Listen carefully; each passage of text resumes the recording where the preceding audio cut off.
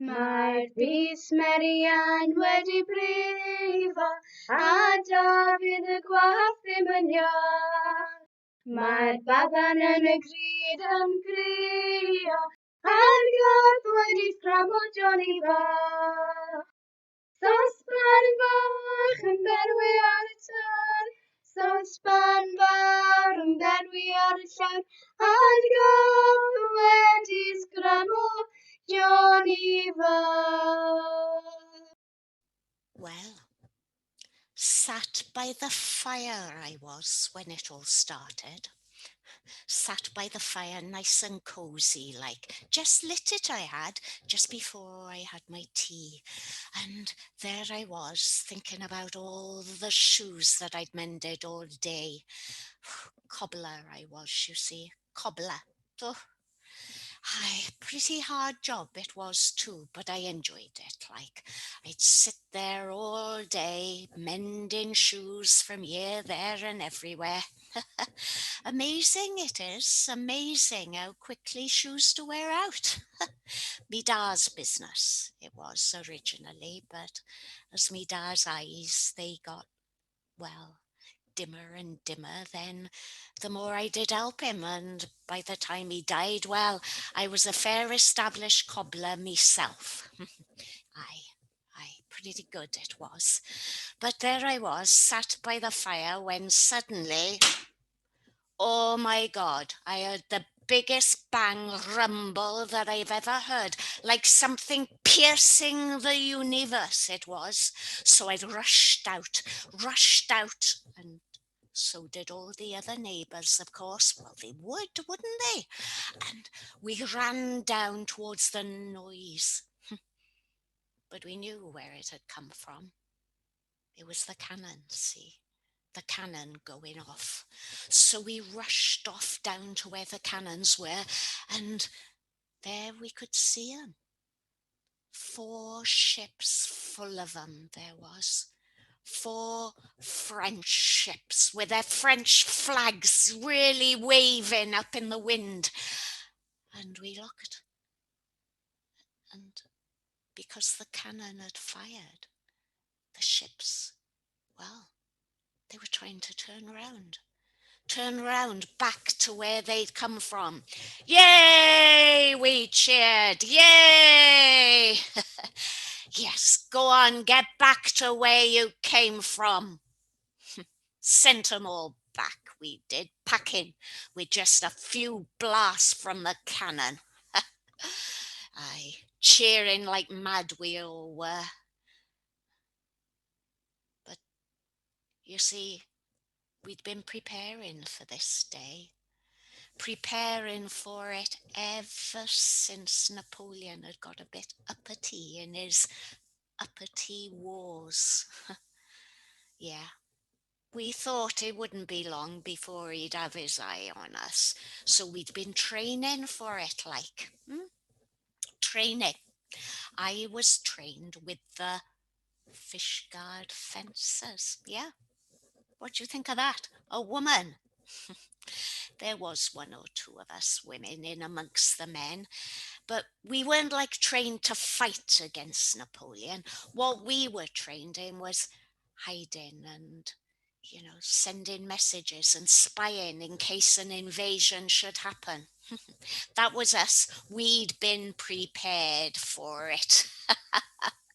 Prepared. There was just one problem with me, though.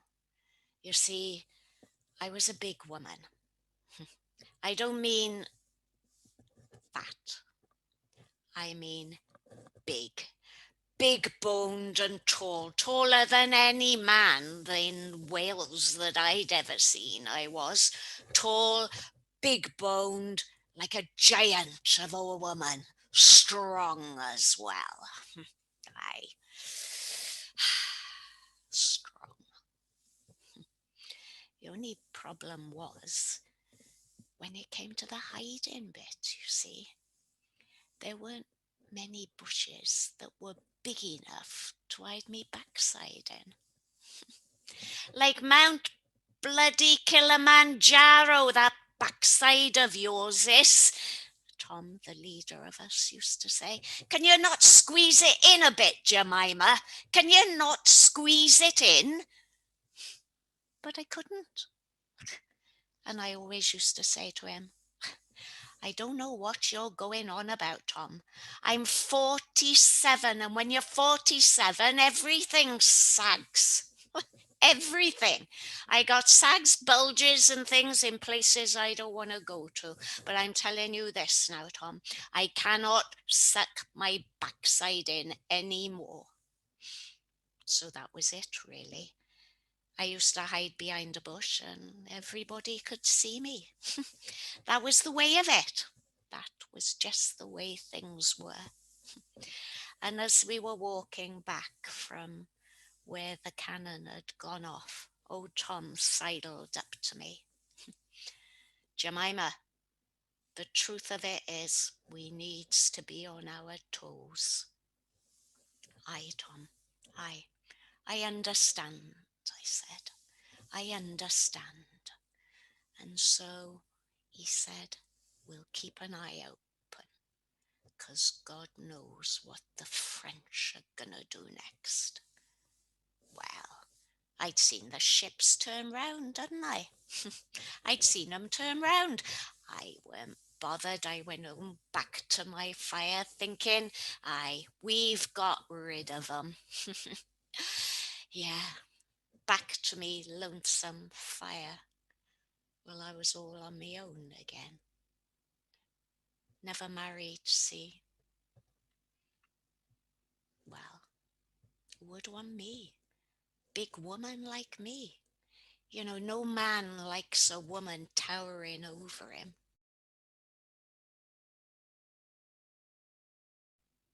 I did have a man once. Aye. John Lewis, his name was. No relation to Tom. There was just a lot of Lewises around in our area. Aye. He liked me, I think. He were a quiet man. Small. Gentle. He never went to the pub or anything like that. He weren't interested in the alehouses, not at all. The most he'd have was a jar with me dar, if me dar offered him one when he came round. And that was it. Yeah, he were a good man. But the thing was, I got a crick in my neck looking down at him, and he got a crick in his neck looking up. And, well, I was spoiled, see, that's the truth of it. I was a bit of a domineering kind of woman. Well, I still am, I suppose. And that was it, really. I just seemed to be a bit of a bully over him, really. But he never said anything, and he seemed happy enough, and I remember the day he proposed. Jemime, he said. That's what he used to call me. Jemime. So, yes, I said. Yes. What are you thinking, John? And he said, I've been thinking as maybe we ought to get married, girl. Are you sure, John? I said. And I looked down at him, and there he was, shivering like a man with the Spanish flu. Could hardly get the words out, he could. What's the matter with you, man? I said. Why do you want to marry me? You know. Now look, the thing is, are you sure you ain't going to end up hating me? Because I'm taller than you, and I'm a big woman, and I'm domineering. I know that, John. I know that about me. And you might end up hating me. And if it isn't me size and those things that had put you off, well, why else would you be interested in me? Hey, do you care for me, really? You're not after me cobbling business after all, are you? You wouldn't be after my father's business, would you? Well, as I said that, his face went white, white with rage it went, and he puffed himself up so that he looked much, much taller. Jemima Nicholas, he said, I have loved you true, and I have learned to love your tallness and your domineering ways, but I can see I've been wrong, because it's clear to me that you don't respect or love me at all, accusing me of wanting your father's business. Well, here's an end to it. And he turned round and he walked out. I never saw him again. Perhaps he weren't such a gentle, quiet dormouse of a man after all. Me da said, it was your own fault, Jemima. You don't like yourself, so you can't think of any good reason why a man might like you. That's your trouble. Well, I was a bit taken aback at that. Me da speaking about emotions and stuff. Weren't like me da at all. But he were right. I couldn't think of one good reason why a man would want a woman, a giant like me. Not one good reason. And so I never married. Left on my own, I was. Left on my own, and here I am by the fire. But do I mind today? No, I don't, 'cause I've seen the French turn round and go back, and I'm going to go to bed and have a good night's sleep on that. Aye, a good night's sleep. And off I went to bed. Little did I know that the very next day there'd be 1,400 Frenchmen landing on the coast of Wales. And little did I know of the part that I was to play in the war against the French over the next few days.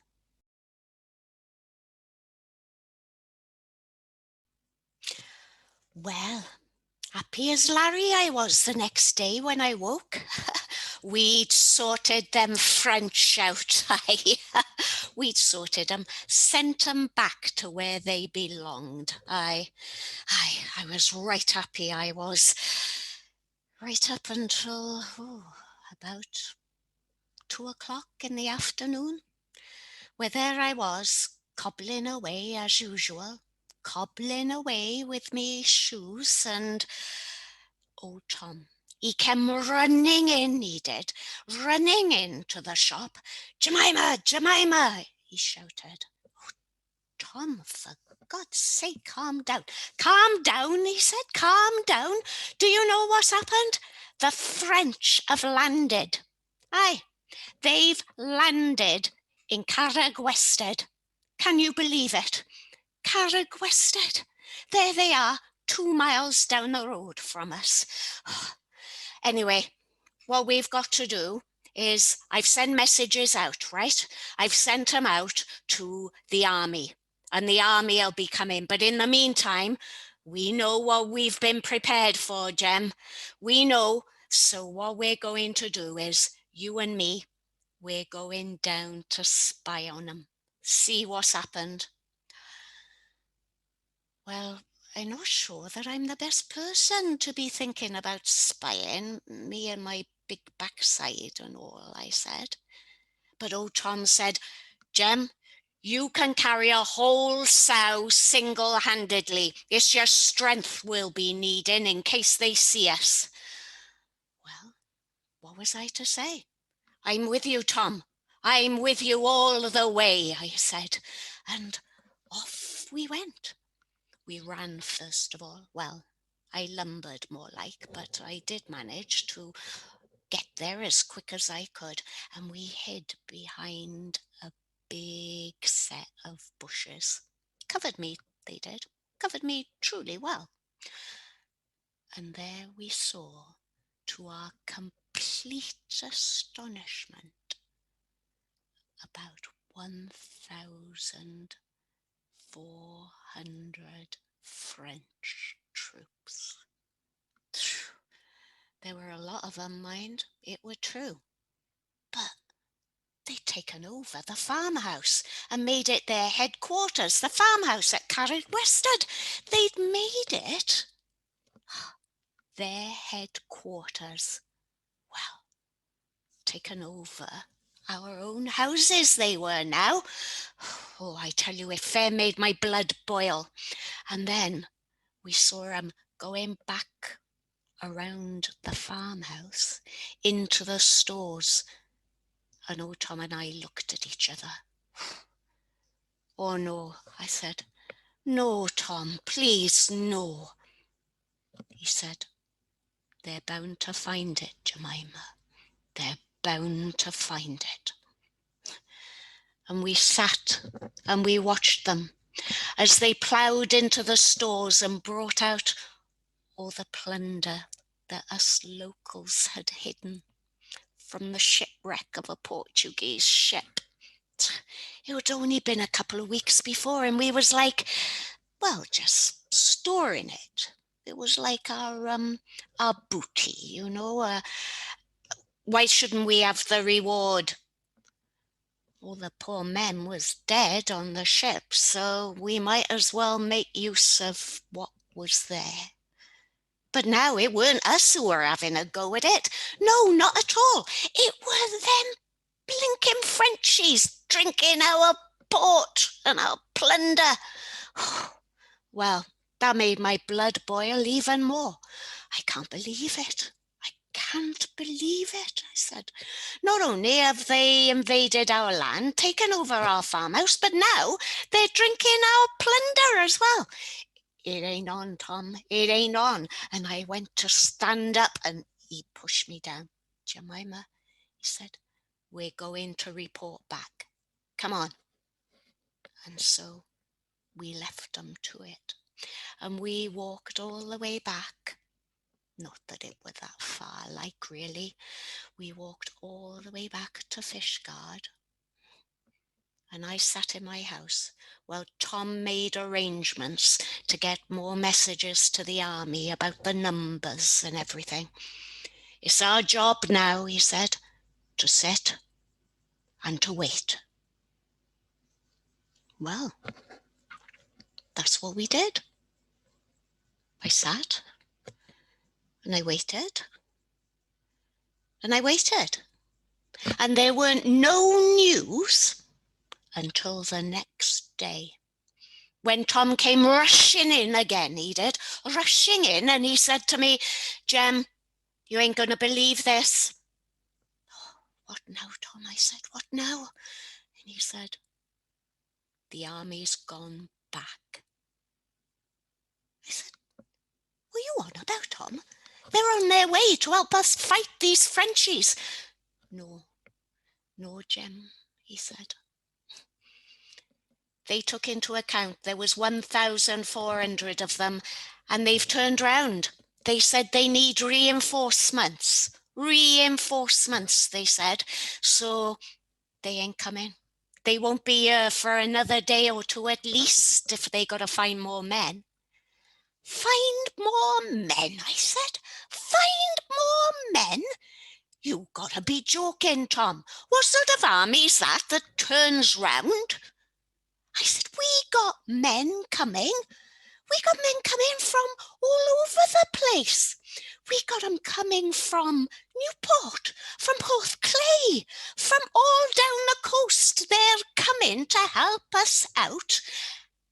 And the army's decided to go back because it's a little bit scared of a few more Frenchmen than they got. Well, we got our locals coming from everywhere. I'm not having it. I'm not having it, Tom. We'll sort it out ourselves. Tom, I'm telling you now, send the word out. Get all the women up here as well. If the army won't do the job, then we'll do it ourselves. And I stormed out of the house. "Jemima," shouted Jem, "don't be a fool. What are you going to do?" I said, "I don't know, but I just know this. I won't allow another day with the Frenchmen on my ground with me sitting at home doing nothing." And I stormed across the fields, stormed across them, I did. How dare they? The blinking army! What were they thinking of, turning round and going back? What sort of an army was that? And then as I walked, I became a bit more sane, and I thought, hey, hang on, Jem, what are you going to do on your own now, like? You haven't even got a weapon. And you saw it for yourself. Those soldiers, they got muskets, they got gunpowder, and what have you got?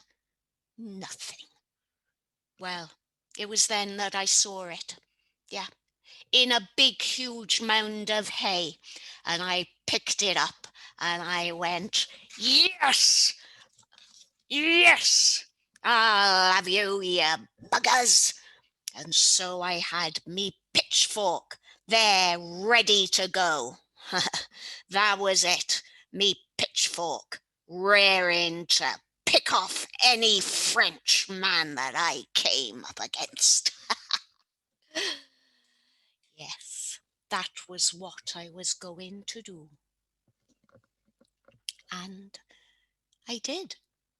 I set off, walked along the fields, and then down, down, down, down to the coast. I could see groups of them, like. Now, I weren't so daft as to think that I could go in there and frighten 1,400 men off by myself, but I did have a pitchfork and I was a big woman, and I reckoned I could pick some off, a few at a time. And that's what I did. There was a group of about 6 of them, first of all sat right towards the back of the field. I thought, I'll start with you lot. And so I went there with me pitchfork and I was stabbing at them, and I couldn't believe me eyes. They didn't actually take that much notice. In fact, most of them were either asleep or very, very drunk. And that's the God's truth of it. Been at so much port they had, the whole army was bloody comatose. What point was that? An army of French men who'd drunk and eaten too much, it was obvious.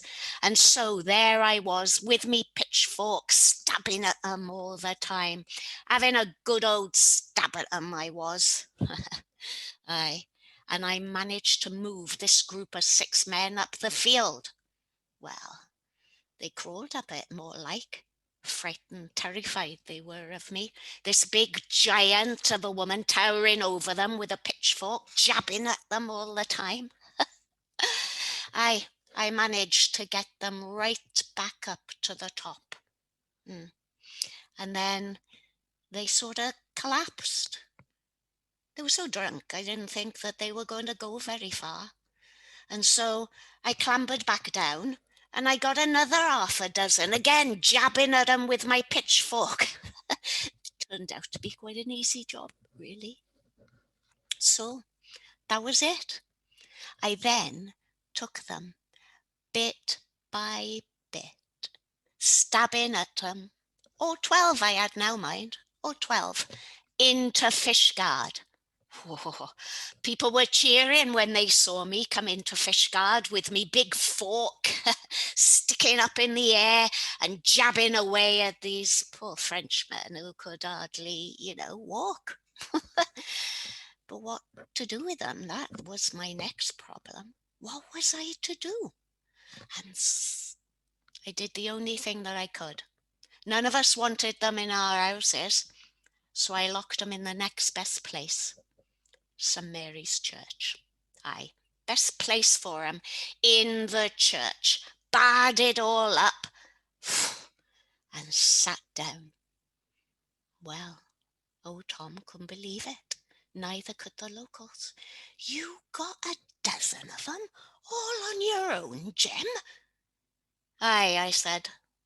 That's where being a giant of a woman helps sometimes. But I tell you this, it wasn't such an hard job, really, Tom, because they're all blind drunk or stupefied or basically being sick.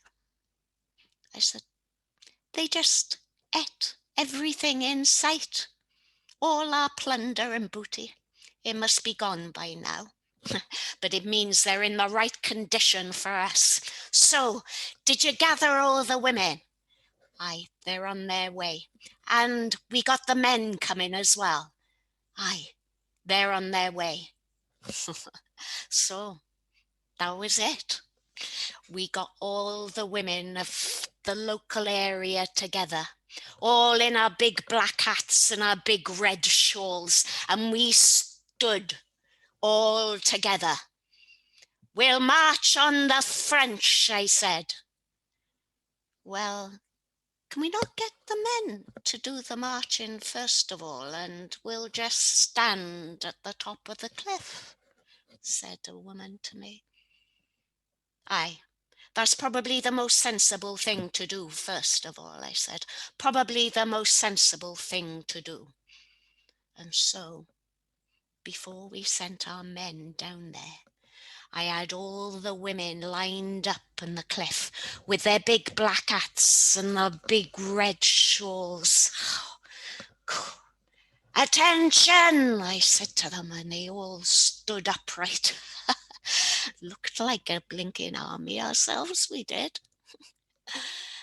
And we just stood there because you won't believe this, but the French at the bottom just looked up at us all on the cliff and the men scrambling down to it, and they just ran. They did. Ran into the farmhouse, back to the sea. Scared of us they were. Scared of us like I'd never seen anything before.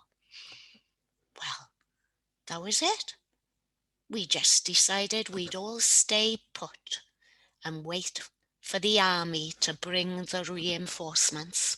Well, they didn't even need the reinforcements because the leader of the French, he sent a message out to us saying that because we had such a large army, he would surrender if the terms was right. Well, the next day our army arrived and they said it weren't a case of if the terms were right. They needed to surrender and that was it. And lo and behold, that's exactly what the French did. Surrendered. Come up into Fishguard, into the main town, the captain of them all did. And he were old. And he came right into the pub there and he signed a surrender agreement. You had big army, he said. Did we? Said the captain. Yes, a big army. We saw them all on the cliff in their red coats and their big black soldiers' hats, he said. I couldn't believe it. He'd mistaken all us Welsh women at the top of a cliff for a bloody army. Could you believe it? Well, I couldn't. Mad it was, absolutely mad. Surrendered on the basis that we had a much bigger army, when in fact it were our army that had gone back for reinforcements. Mind you, we did have the problem of 12 French prisoners who were locked up in St. Mary's Church and who were by now beginning to recover. Well, when we actually opened the doors and looked at them, turned out the blinking French army were made up of convicts and prisoners and God knows what else, all ragamuffins, no real trained soldiers amongst them. And so we sent 'em back. We sent 'em back to join their so-called army of French soldiers. And they sailed off and went back off home. But I were an hero. That's what happened to me. I became an amazing hero. Couldn't walk nowhere without people going, Jemima, Jemima the Great, Jemima Farr. The army went back for reinforcements while Jemima, our Jemima, captured 12 men on her own. It were wonderful. I couldn't believe it. For once, my backside and my size had actually gone in my favour.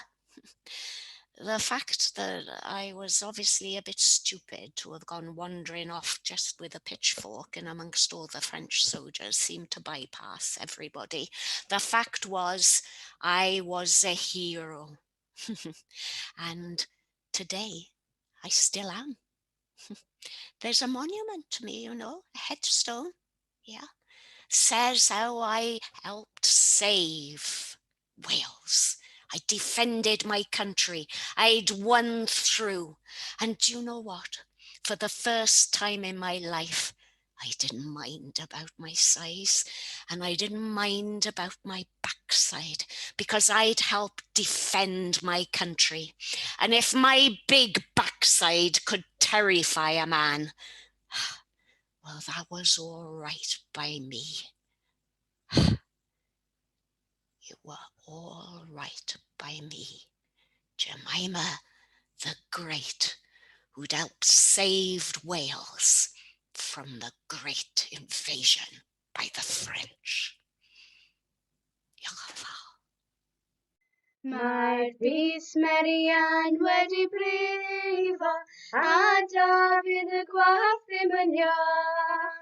Mae'r baban yn y gryd yn crio, a'r gardd wedi fframo Johnny Fach.